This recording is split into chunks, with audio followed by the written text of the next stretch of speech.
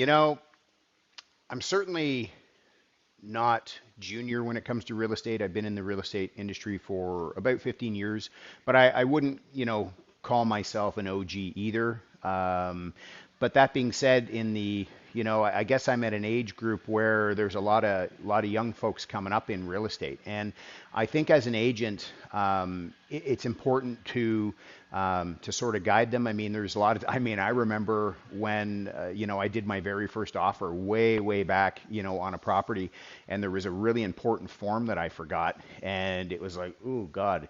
And the other agent actually was very gracious and said, "Oh, by the way, you forgot this form." She could kind of tell I was new, and I always sort of took that and sort of took that under advisement or mental note or whatever, to always be good to other agents. And so a recent client story I had was I sold a listing of mine, and I get a call about 2 weeks before closing in.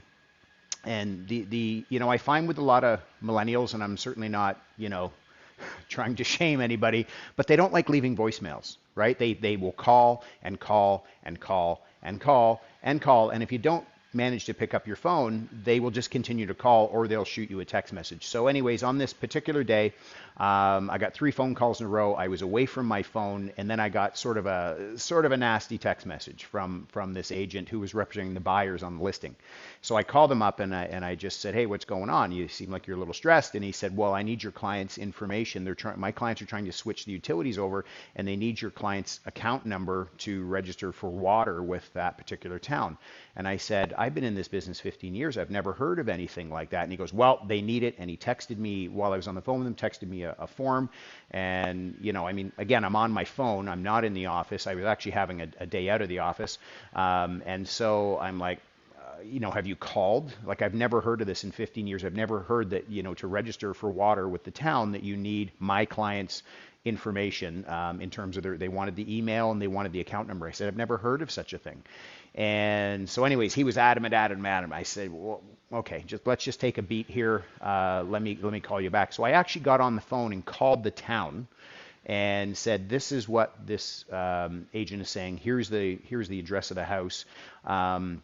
And they said, "Absolutely not. We don't need any of that information. I had said that would be a breach of privacy." The town agreed, yes, that would be a breach of privacy.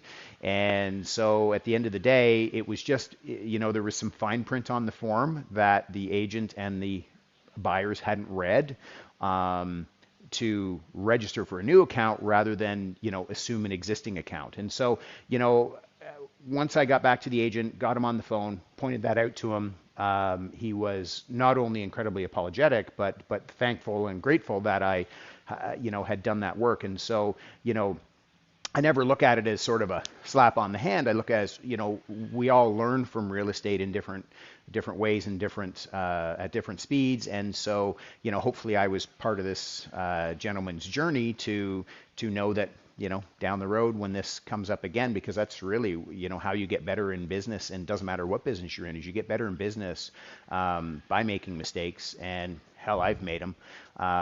And so I want to be a good steward of that information, and help, raise the other guy, girl up, rather than, be condescending or demeaning in any way. And so, I haven't always had that from other agents. I haven't always had that grace, but, that's the way I'd like to roll.